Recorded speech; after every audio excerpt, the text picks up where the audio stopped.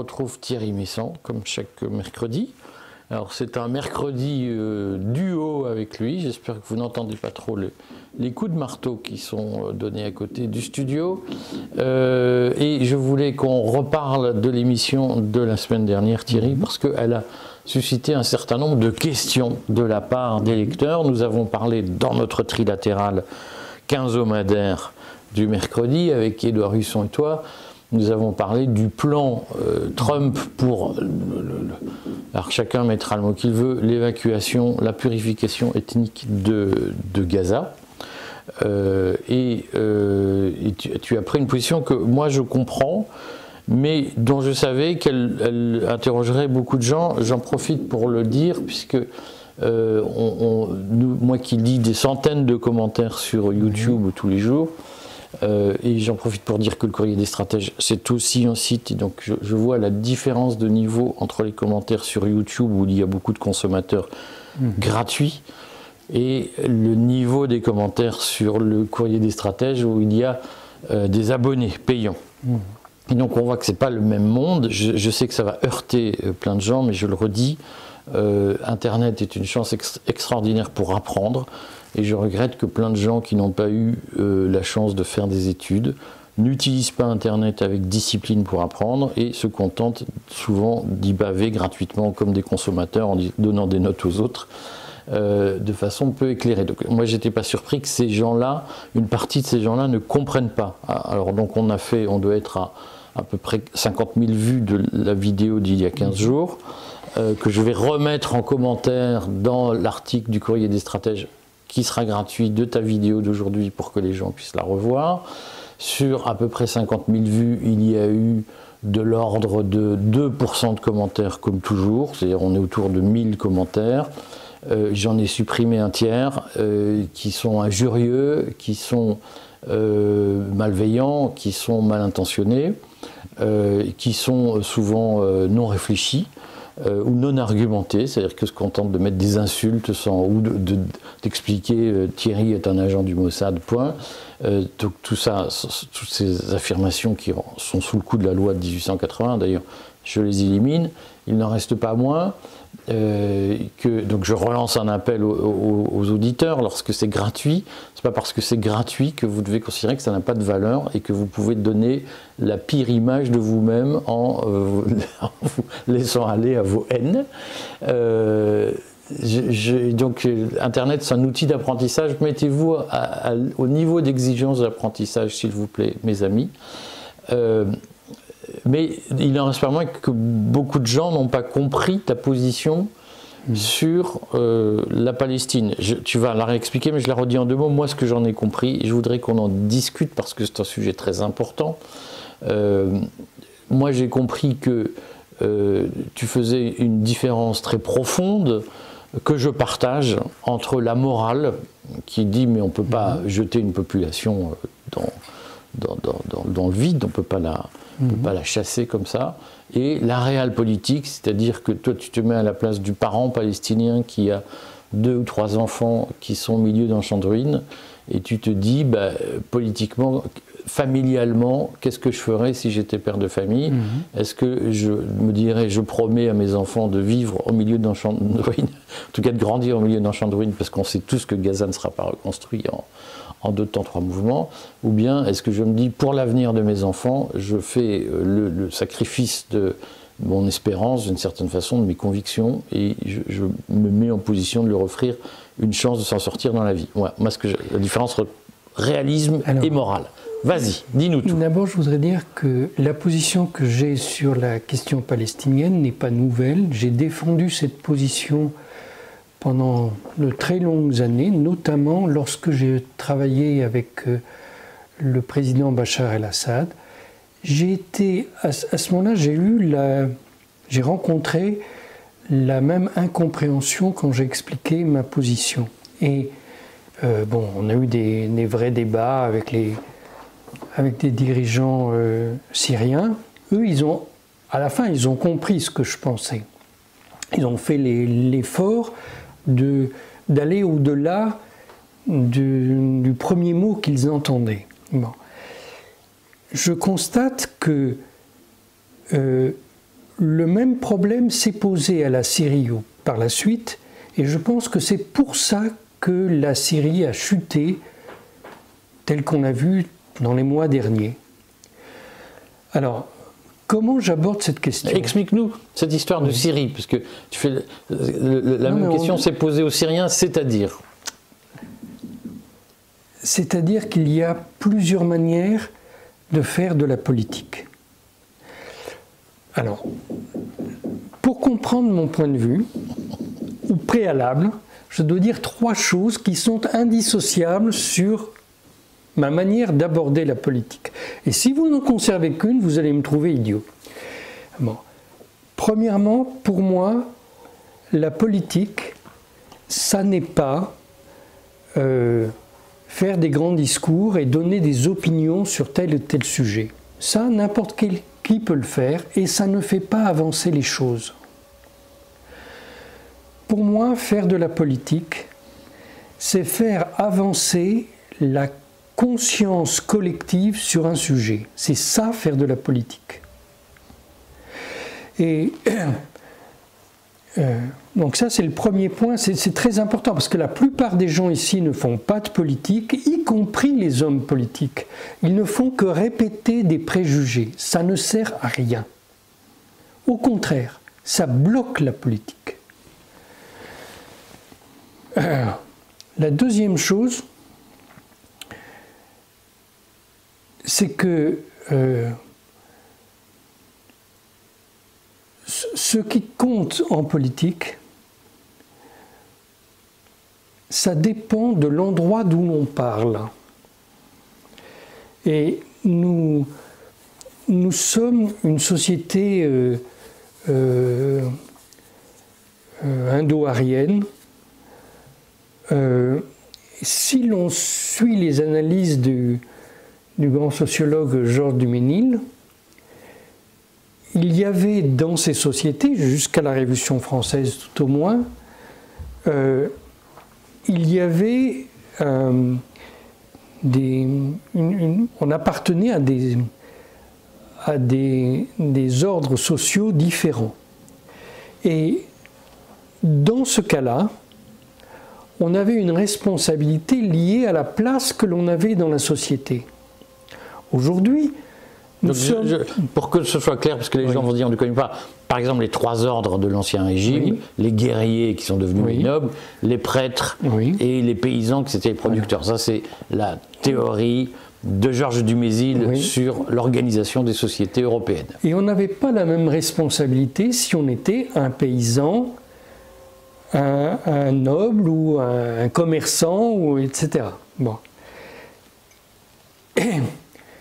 Alors aujourd'hui, nous avons toutes ces fonctions en même temps, nous pouvons changer, mais ça n'empêche pas que selon ce que nous faisons, nous ressortons d'un ordre ou d'un autre. Alors, à titre d'exemple, et vous allez voir, c'est très surprenant. À un moment, j'ai été responsable des jeunes Gandhiens en Europe, de ceux qui suivaient les enseignements du Mahatma Gandhi. Puis je me suis rendu compte que le Mahatma Gandhi n'était pas du tout celui que je croyais, donc j'ai quitté ce mouvement. Parce que, ici en Europe, nous pensons que le Mahatma Gandhi était quelqu'un qui était non-violent. Et en fait, je me suis rendu compte que non, il n'était pas non-violent. Il avait une morale non-violente liée à sa fonction de prêtre, de brahmane. Mais il n'était pas non-violent en toutes circonstances, pas du tout. Parce que le Mahatma Gandhi, il a écrit au chancelier Adolf Hitler en lui demandant de bombarder les Britanniques en Birmanie pour permettre aux Japonais de gagner en Birmanie. Il a été jugé pour ça, le Mahatma Gandhi. Il a été condamné par les tribunaux britanniques. Bon, non, voilà. Ce qui est vrai à un endroit n'est pas vrai à un autre. Et la troisième chose que je voudrais dire, c'est que je ne pense pas qu'il y ait des décisions politiques qui soient en elles-mêmes morales ou pas. Par contre, je pense que la manière dont nous faisons personnellement de la politique peut être morale ou pas. Et je pense qu'en fait, la manière dont nous faisons de la politique peut nous permettre à nous personnellement de nous améliorer ou pas. Est-ce que c'est une question d'intention, selon toi? C'est-à-dire qu'une mesure est plus ou moins bonne selon les intentions de celui qui l'a conçue? Je ne pense pas qu'une mesure en elle-même soit bonne ou mauvaise. Alors, qu'est-ce qui est parce que tu nous parles de morale, la morale est où alors? Je pense que ce qui est important, c'est ce qui fait évoluer la conscience collective et la conscience personnelle. Et en faisant de la politique depuis, je ne sais pas, une cinquantaine d'années, en faisant de la politique, personnellement, je me suis amélioré. Et je pense que j'ai amélioré non seulement la vie des gens autour de moi, mais la conscience collective qui fait que cette amélioration sera durable. Mais il y a des choses que j'ai faites dont je suis très fier, d'actes politiques qui ont fait évoluer la situation des gens, mais qui n'ont pas fait évoluer la conscience collective et donc qui sont voués à l'échec sur le long terme. Par exemple, en Russie, j'ai fait libérer plusieurs milliers de détenus homosexuels qui étaient détenus pour leur homosexualité. Mais je n'ai pas fait évoluer la conscience collective en Russie, et aujourd'hui en Russie, il y a à nouveau, alors pas sur le plan juridique, mais il y a à nouveau un certain mépris pour les gens que l'on sait homosexuels. Mmh. Donc voilà, j'ai échoué sur le long terme, même si j'ai gagné au moment où j'ai provoqué cette décision. Qu'est-ce que tu réponds alors aux gens qui disent, mais en fait, ce que j'ai lu dans les commentaires, oui, qui disent, mais il y a un combat du bien contre le mal, et les États-Unis c'est le mal, mais comme d'autres disent, la Russie c'est le mal. On lit la presse subventionnée en France, les cibles ne sont pas les mêmes, mais les processus binaires manichéens sont les mêmes. Qu'est-ce que tu dis à ces gens-là? Est-ce que tu leur dis, qu'est-ce que tu leur réponds sur le fait qu'il y a un bien et un mal dans l'histoire? Alors il y a un bien et un mal dans l'histoire, mais ça n'est jamais un groupe qui est responsable du bien ou du mal. Jamais. Il n'y a jamais un État qui est le bien ou le mal en soi. Cette affaire-là me paraît complètement absurde. D'abord parce qu'un État, c'est beaucoup de forces, et des forces contradictoires. Donc certaines forces ont des effets positifs, certaines forces ont des effets négatifs, mais pas tout un État. Mais eux te disent, il faut être du côté des forces positives. Oui. Qu'est-ce que tu leur réponds à ça?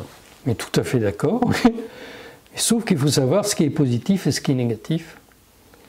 Et la vie politique est faite d'apparence. Moi, j'ai exercé toutes sortes de fonctions et souvent, je me suis rendu compte que le combat auquel je me consacrais, à travers une institution, à travers une association, que ce combat n'était pas ce que les apparences donnaient. Par exemple, j'ai été le secrétaire général d'une association internationale chargée de lutter contre la prohibition des drogues. J'ai développé, il y avait beaucoup de gens là-dedans, des parlementaires de toutes sortes de pays, des prix Nobel, Et il y avait une partie de l'association qui défendait la dépénalisation des drogues en général, sans se poser plus de questions, et une autre partie de l'association qui défendait la prise de conscience que le problème, ça n'était pas les drogues, c'était la dépendance aux drogues. Bon. Donc déjà, je ne peux pas dire que j'étais pour ou contre l'association que je présidais. C'était un lieu de débat très utile. Mais je me suis rendu compte que le financement de cette association, c'était uniquement la CIA et George Soros. Donc j'ai décidé de clore cette association. Parce que si l'argent provenait de ces gens-là, j'étais certain qu'à la fin, ça n'était pas une évolution collective auquel on assisterait, mais simplement des décisions qui allaient favoriser tel ou tel groupe. Et ça, moi, ça ne m'intéressait pas. Donne-nous un exemple de bonne décision collective. Parce que ce que tu dis, oui, pour moi, est abstrait. Et en fait, moi, je crois que l'histoire, elle est faite de petits pas et de choses immorales, d'une certaine façon. Peut-être immorales. Mais je pense que ce que nous faisons ensemble depuis 1 an, presque 2 maintenant, ce que nous faisons ensemble consiste à faire comprendre au public ce qu'il y a derrière les apparences. Et je pense que ça, c'est utile.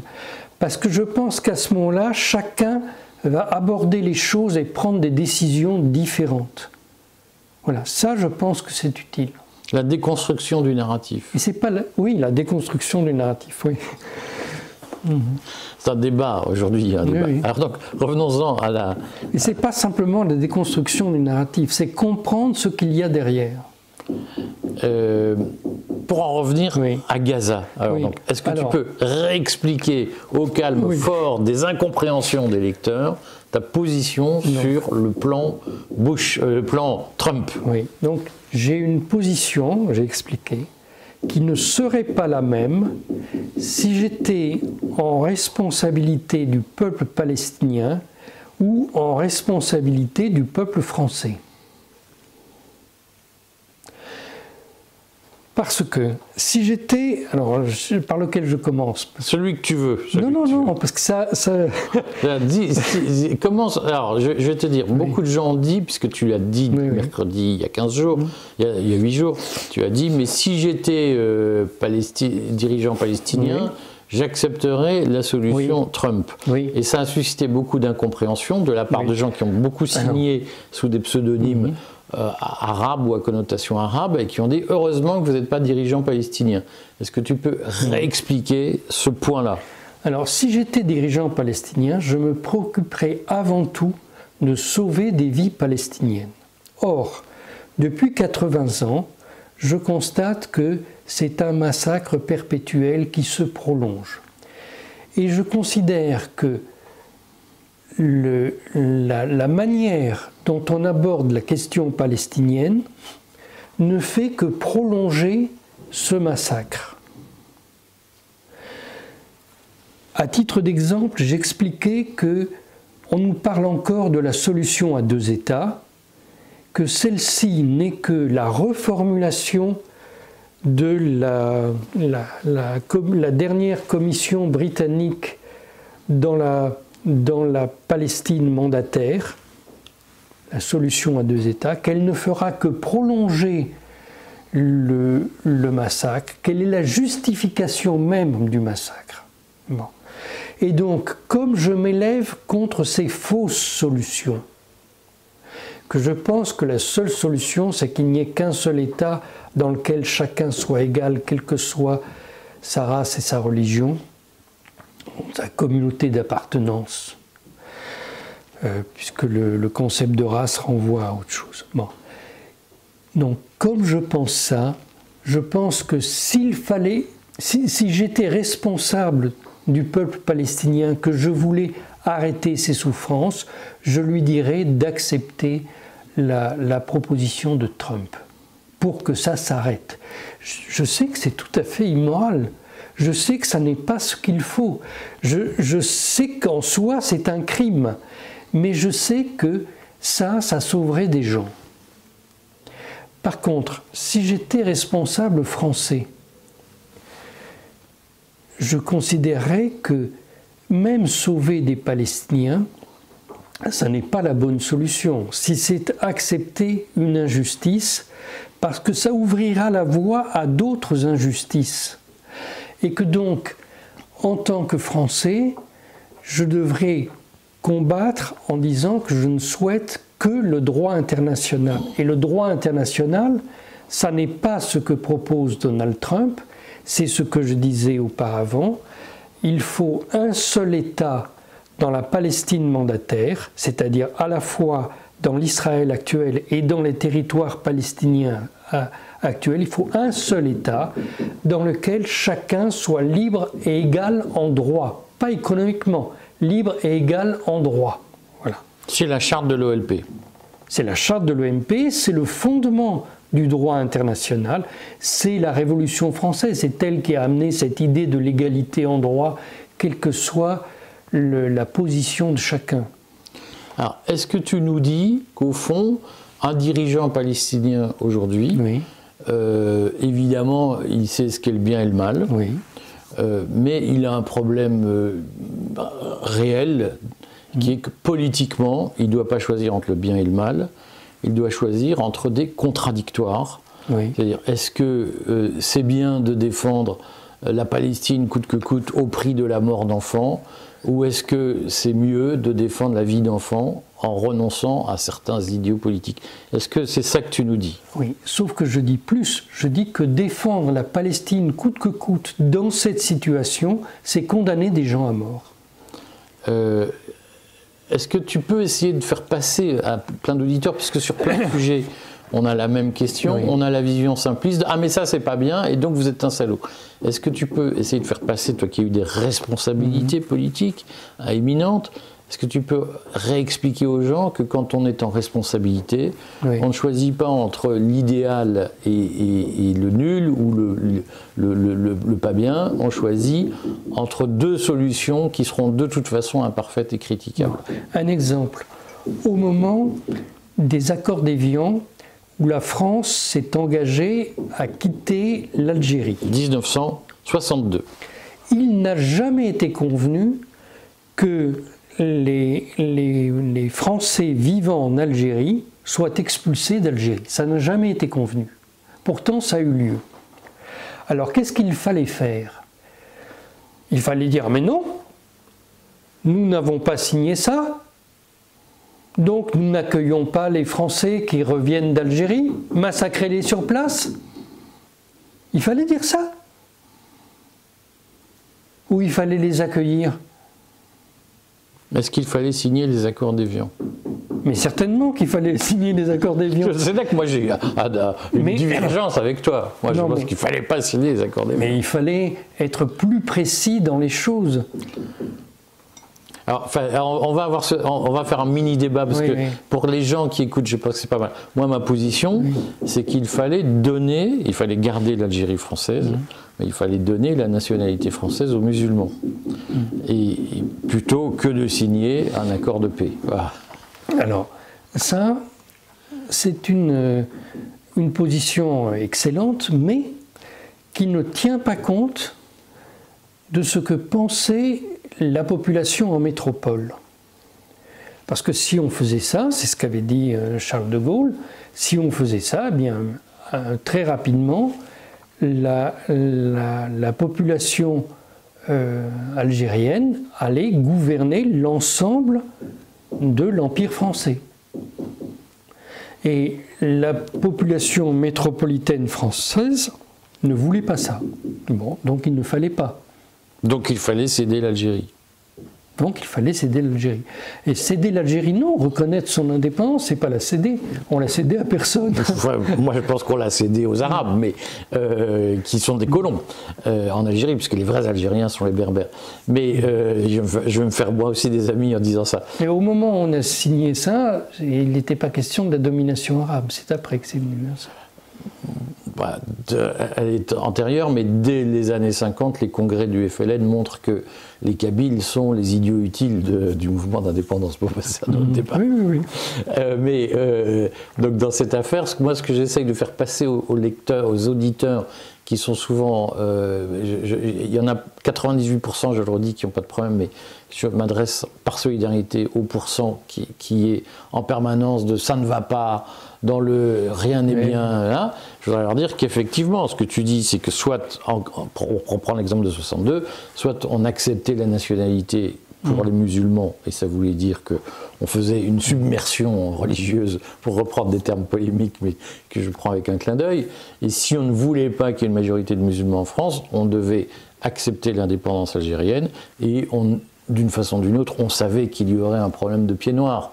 Et on voit bien que dans l'affaire algérienne, tous les choix étaient mauvais. Voilà, est-ce que tu partages? Alors, je partage l'idée que dans le domaine politique, aucun choix n'est bon. Tout est mauvais.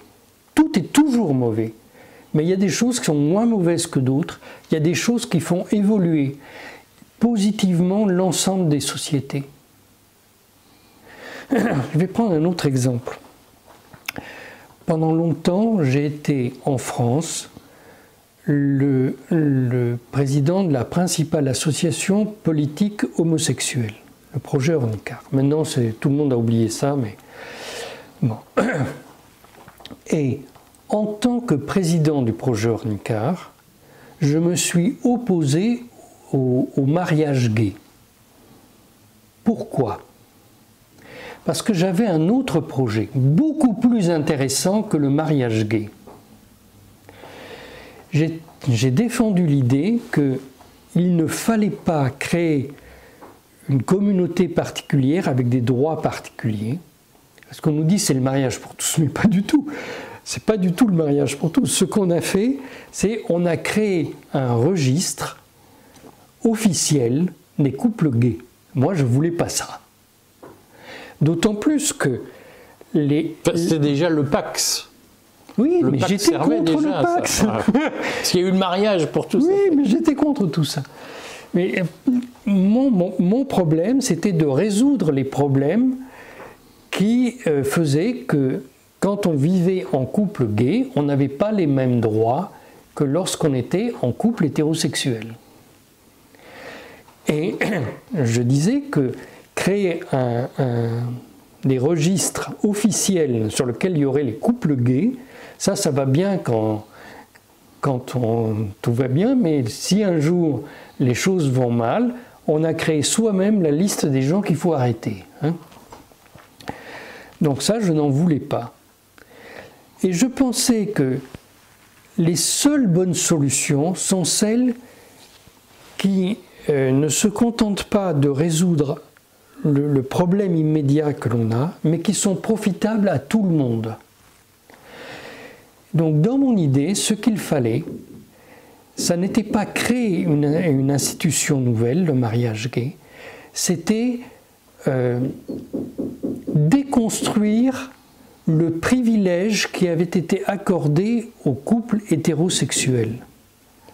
Parce que lorsque vous êtes marié, vous avez des droits que vous n'avez pas lorsque vous vivez en couple, sans être marié. Et ça, c'est cette injustice-là que je dénonçais et que je voulais résoudre. Et donc, j'avais rédigé... je te laisse continuer, mais injustice, oui. Je nuancerai. Oui. C'est-à-dire qu'un couple marié, il signe un contrat. Oui. Et un couple non marié ne s'engage pas sur un contrat. Oui. Donc, oui. Il n'est pas choquant que lorsqu'il y a un contrat privé, il soit revêtu de droits particuliers, plus forts que des gens qui ne contractualisent pas. Je vois que je le choque. Ça me choque, je ne vois pas. Moi, je suis un libéral, donc je suis pour le contrat. Mais le contrat doit être privé. Le contrat privé ne doit pas avoir de conséquences sur la fiscalité, l'accès aux soins médicaux, etc. Ça me paraît complètement absurde. C'est un contrat qui doit rester privé. Et donc, j'avais négocié avec le président de la Conférence épiscopale de France une déclaration commune qui a fait l'objet d'une dépêche de l'AFP dans lequel nous disions ensemble nous ne voulons pas le mariage gay. Ce que nous voulons, c'est que le contrat de mariage soit d'ordre purement privé. Et l'Église catholique, en signant cette déclaration commune, gagnait au passage parce que il se trouve que le droit napoléonien interdit aux catholiques, mais pas aux musulmans, interdit aux catholiques de célébrer un mariage s'il n'est pas enregistré d'abord en mairie. En France, c'est la loi française qui le prévoit. Oui, oui. Vous savez, la loi... En Italie, on peut se marier à l'église. Mais le mariage en Italie, c'est autre chose qu'en France. Nous sommes bien d'accord. Mais il faut bien le souligner pour ceux qui ne savent alors, pas. Alors, je vous explique. Lorsque j'ai participé à la rédaction du rapport du Parlement européen sur les droits des homosexuels qui avait été signé par une députée allemande qui est aujourd'hui, Claudia Roth, qui est aujourd'hui ministre en Allemagne. Bon. Quand j'ai participé à ce rapport, j'ai fait écrire dedans que il ne pouvait pas y avoir de solution aux inégalités entre les couples gays et les couples hétérosexuels. Il ne pouvait pas y avoir de solution au plan européen parce que le mariage avait une signification différente selon les États. Nous sommes bien d'accord. Voilà. Donc, pour la France, j'ai avancé cette idée qu'il fallait faire avancer les choses en faisant du mariage une institution exclusivement privée. Et ça a plein de conséquences, parce que vous savez, le problème des femmes battues qui ne quittent pas leur domicile, c'est lié à ça, hein, parce qu'elles vont perdre des droits quand elles vont quitter leur domicile. Ça, c'est uniquement parce que les droits ne sont pas individualisés. Donc il y a des solutions à ces choses-là. Oui, mais tu as ce n'est conscience, pas je vais quand celle même que l'on croit. Taquiner parce que oui. Je vois bien, moi, ta ligne à titre personnel me convient parce qu'elle est ultra-libérale, même libertarienne. Oui, oui, absolument. Mais il faut que les gens qui vont entendre ça aient conscience que en fait, tu remets en cause d'une certaine façon le droit du contrat en France et que le contrat de travail fonctionne de la même façon que le contrat de mariage. C'est-à-dire qu'aujourd'hui, il est même plus restrictif, c'est-à-dire qu'aujourd'hui, tu ne peux pas employer quelqu'un sans contrat, sinon le juge requalifie. Et l'existence du contrat, elle est très encadrée par la loi, avec des obligations, on doit payer ceci, payer cela, etc. Et donc, si on pose le principe de l'individualisation des contrats, ça veut dire qu'aussi tu organises, tu transformes le marché du travail en forêt amazonienne. Moi, ça me va bien, mais il faut que les gens aient conscience de l'enchaînement par domino. Non, mais on a le droit de dire qu'un contrat est léonin lorsqu'il est, c'est-à-dire qu'il est abusif lorsque il ne tient pas en compte certains aspects des choses. Voilà, on a le droit de dire ça. Bon, alors donc, dans cette affaire, revenons à la Palestine. Quels seraient aujourd'hui, selon toi, si tu étais dirigeant palestinien, les choix servant la cause collective? Tu vas le redire directement à toi parce que c'est important que tu dises. Quels seraient les choix que tu endosserais? Je dirais qu'il faut d'abord mettre fin au massacre. Et ce qui se dessine à l'horizon n'est simplement un combat sans fin, qui n'est pas la faute ni des Israéliens ni des Palestiniens. Je le répète, ce combat sans fin est organisé par les anciennes puissances coloniales. Ce sont les Britanniques et les États-Unis qui, depuis 80 ans, organisent ce combat sans fin. Je l'ai expliqué de très nombreuses fois ici. Il y avait dès le début, avant que les Britanniques ne rédigent le livre blanc. Non, qu'ils ne s'engagent à faire le foyer juif. La déclaration Balfour de 1917. Balfour, voilà. Juste avant, ils ont rédigé un document disant qu'il fallait créer cet État, mais qu'il ne fallait pas que cet État puisse se défendre lui-même. Il fallait qu'il y ait toujours un conflit sur place pour rendre obligatoire le bouclier des Britanniques et après des États-Unis sur ces pays. C'est ça le problème. Mais il y a quand même aujourd'hui, je vais me faire l'avocat du diable, du fait de la loi du retour, on a du mal à distinguer ce qui relève de la puissance des anciennes puissances coloniales, où les États-Unis n'ont jamais été une puissance coloniale, mais on a du mal à distinguer ce qui distingue l'Occident, les habitants occidentaux, et Israël même. Les Palestiniens, ils sont quand même face à des gens qui viennent de Brooklyn, qui viennent du 9-3, de Sarcelles, et qui disent « je suis israélien, et mes ancêtres étaient là il y a 2000 ans, et vous dégagez ». C'est compliqué de faire la différence entre ce qui relève des anciennes puissances et ce qui relève de l'identité israélienne. Je ne comprends pas en quoi cette loi relève de l'identité des gens qui vivent là. Je répète, le seul peuple qui existe en Palestine mandataire, c'est à la fois les Israéliens actuels et les Palestiniens actuels. Les Israéliens actuels, beaucoup sont venus après le mandat, du fait de la loi du retour. Donc, est-ce que ça signifie que toi, tu considères qu'ils ne sont pas israéliens? Non, de fait, ils sont israéliens si ils sont nés en Israël. Beaucoup de ces gens-là, si on leur disait « vous êtes expulsés, où est-ce que vous allez ?» on ne sait pas. Hein?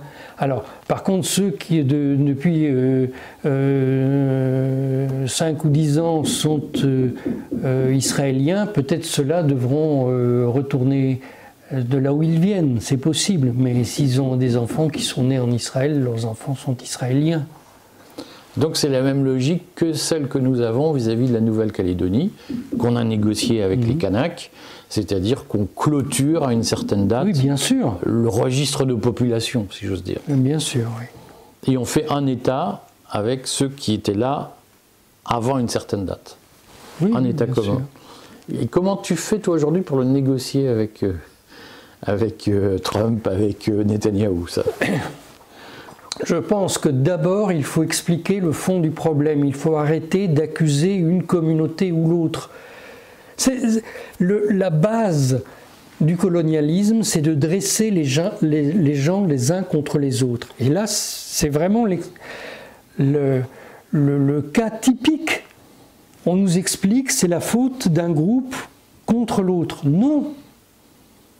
C'est la faute des puissances coloniales, pas des gens qui se trouvent sur place. Bon, il est bien remonté. Non, mais ici, quand on parle de colonialisme, on a droit aux mouvements anticoloniaux de Salon à l'université de Saint-Denis qui nous expliquent que c'est parce qu'on n'est pas woke qu'on soutient le colonialisme. Non, pas du tout. On soutient le colonialisme quand on prétend ces conneries que c'est les Palestiniens et les Israéliens qui sont responsables de ce massacre.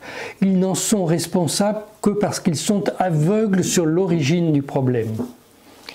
Est-ce que, je vais poser la question autrement quand même, est-ce que tu penses qu'aujourd'hui, dans l'hypothèse d'un seul État, qui effectivement est conforme d'abord à ce qui avait été imaginé à une époque, et ce que l'OLP a défendu avec Yasser Arafat,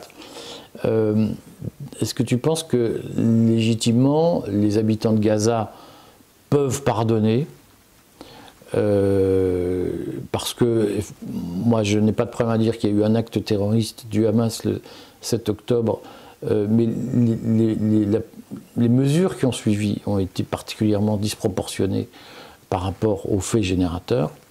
Est-ce que ces gens peuvent pardonner? Là, je voyais dans la presse qu'une librairie à laquelle je tiens à Jérusalem-Est, qui est la grande librairie pédagogique de Jérusalem-Est, a fait l'objet d'une descente de la police israélienne qui s'est comportée exactement de la même façon que les SA ou les SS durant la nuit de cristal en Allemagne.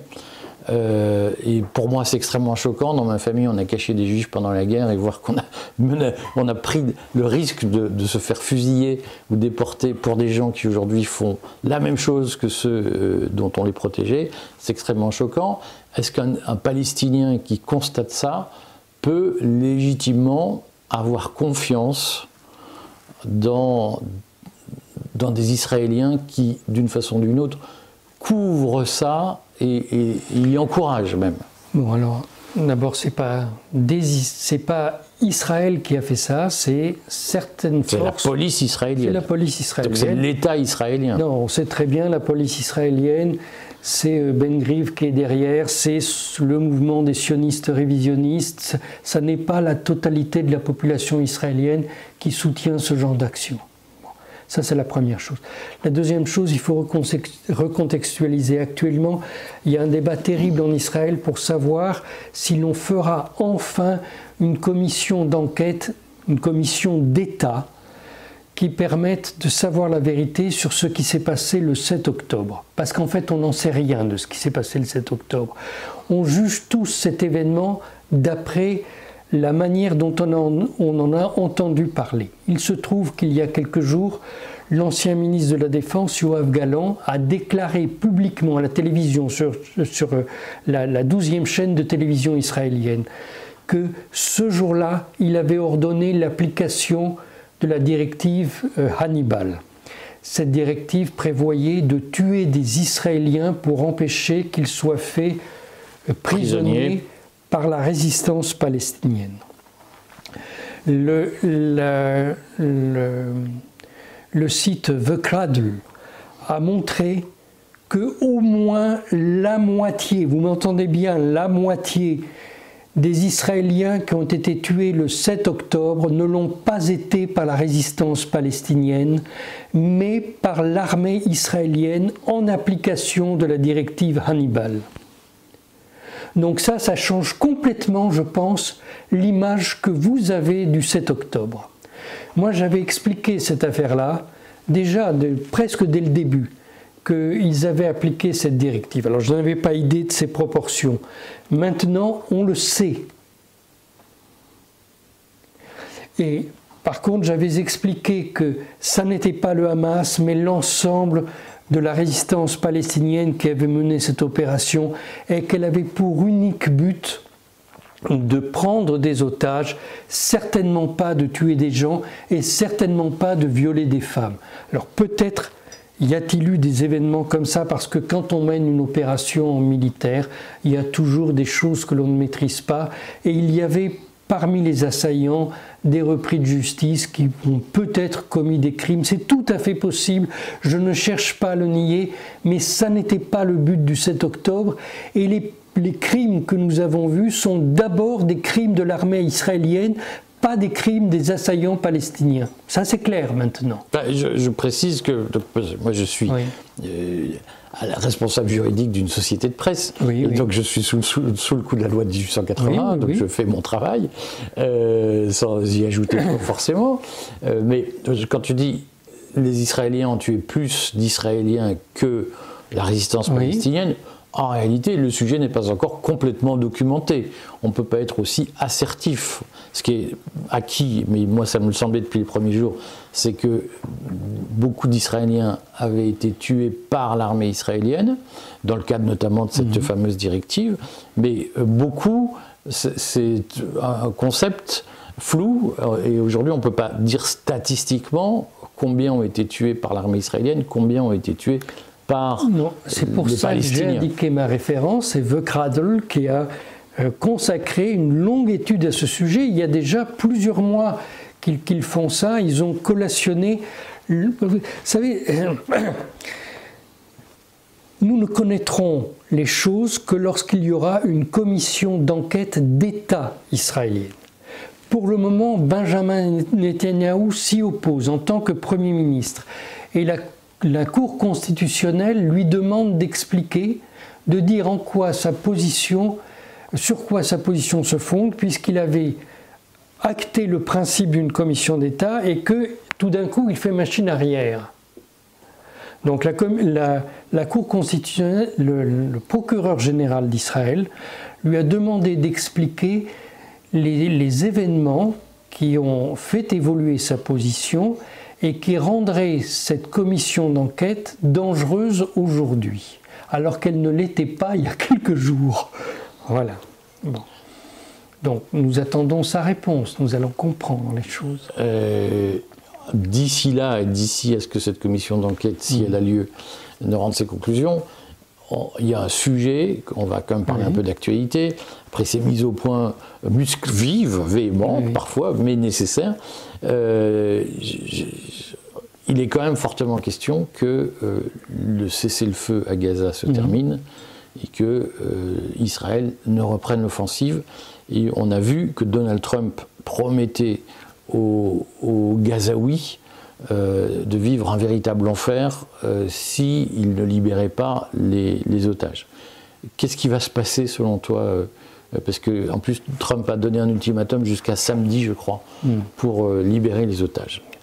Alors, d'abord, le Hamas a rempli toutes les choses auxquelles il s'était engagé dans l'accord de cessez-le-feu. Absolument toutes. Mais Israël, enfin, les négociateurs israéliens, aujourd'hui, selon le Qatar, qui a servi d'intermédiaire puisqu'il n'y a pas eu de négociation directe, c'est toujours le Qatar qui servait d'intermédiaire entre les deux groupes de négociateurs.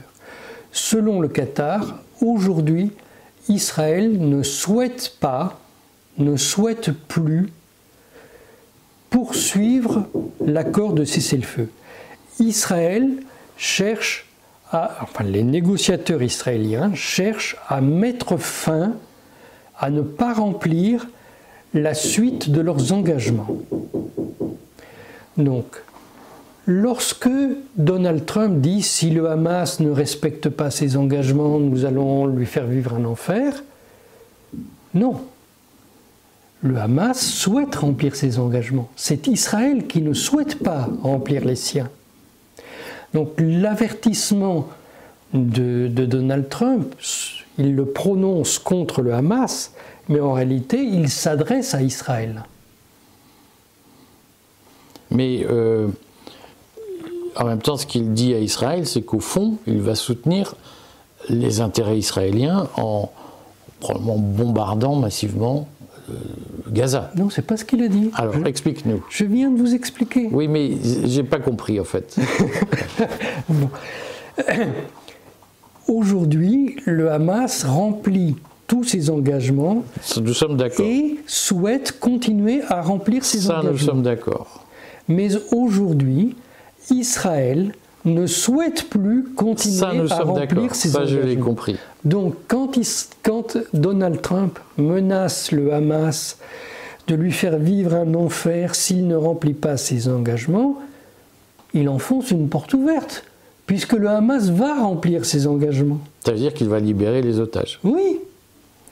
Par contre, Israël ne va pas remplir ses engagements. Donc, l'admonestation de Trump s'adresse à Israël. C'est là que je suis perdu dans le raisonnement. Oui. J'en suis désolé. Oui. Moi, je n'ai pas entendu Trump reprocher à Netanyahou de ne pas respecter ses engagements dans le cessez-le-feu. Parce que Donald Trump, en public, ne fait jamais de reproches à Netanyahou. Mais nous savons bien qu'en privé, ils lui ont fait des terribles. Tous les gens qui le fréquentent répètent qu'il ne cesse d'insulter Netanyahou, de dire que c'est le pire dirigeant israélien. Donc toi, tu nous dis qu'il n'y aura pas de reprise de la guerre à Gaza. Donald Trump a pris... Excuse-moi, je vais être simple. Donald Trump a pris l'engagement publiquement qu'il n'y aurait pas de soldats des États-Unis à Gaza. Il l'a dit publiquement. Oui, mais excuse-moi Thierry, je sais que j'ai bien entendu tes positions sur Trump, mais il dit beaucoup tout et son contraire. C'est pas complètement simple de suivre une pensée qui ressemble à des montagnes russes. Oui, c'est sûr. Il dit tout et son contraire. Mais dans la manière dont il dit tout et son contraire, il y a des niveaux de ces déclarations. Quand il négocie quelque chose, il dit des trucs dans tous les sens pour ébranler son interlocuteur. Là, il dit « demain je vais te tuer » et puis « tu es vraiment, après-demain, non, tu es vraiment quelqu'un de remarquable ». Bon, il change complètement comme ça. Mais quand il prend une décision, il ne parle qu'une fois sur sa décision. Bon, donc toi tu nous dis que sa décision, parce que je suis perdu dans le raisonnement, donc sa décision, selon toi, est de ne pas bombarder Gaza. Non. Et que le Hamas libérera les otages. La seule décision qu'il a prise publiquement, c'est qu'il n'engagerait pas l'armée des États-Unis en Palestine. Bon, écoute, on va voir la suite des événements, puisque, on le redit, pour nous, c'est du commentaire d'actualité. Pour les habitants de Gaza, c'est une tragédie terrible. C'est une tragédie terrible. Tout le monde continue à se prendre à partie, alors que l'armée israélienne continue, alors de manière plus discrète, mais continue à massacrer des gens en Palestine. Oui. Est-ce qu'on peut terminer cette interview par 3 mots sur la situation en Syrie, puisque de plus en plus de signaux d'alarme remontent sur ce que Jacques Millard appelait hier sur notre chaîne la talibanisation de la Syrie, qui ne dit pas son nom. Est-ce que tu as des infos sur ce qui se passe en Syrie réellement aujourd'hui? Alors j'ai des informations, mais je ne peux pas les vérifier pour le moment, donc je ne vais pas vous les retranscrire là, mais ce que je comprends de toute manière, c'est que quel que soit l'endroit où habitent les gens avec qui je peux prendre contact, et ils sont tous effrayés par ce qui se passe. Alors, les dirigeants de la Nouvelle-Syrie tiennent des discours lénifiants, tout va bien, bon. Et ils ne vont pas remettre en cause les principes de l'État syrien, mais les gens sur qui ils s'appuient, ceux qui tiennent la police, par exemple, ceux qui tiennent l'armée, ces gens-là sont tous des djihadistes. Et ces gens-là ne sont pas capables de changer leur logiciel, leur manière de réfléchir du jour au lendemain. Peut-être que Al-Shareh, le président par intérim, n'envisage pas de talibaniser la Syrie, mais les gens sur lesquels il s'appuie ne lui obéissent pas, parce qu'ils ne peuvent pas. Bon, on va suivre ça, oui. Les gens qui avaient encore quelques ressources ont fui le pays. Donc il y a des dizaines de milliers de Syriens qui ont franchi la frontière. Il y a probablement 1 million de Syriens qui a franchi la frontière déjà. Et donc la plupart vont au Liban, où ils ne sont pas très bien accueillis.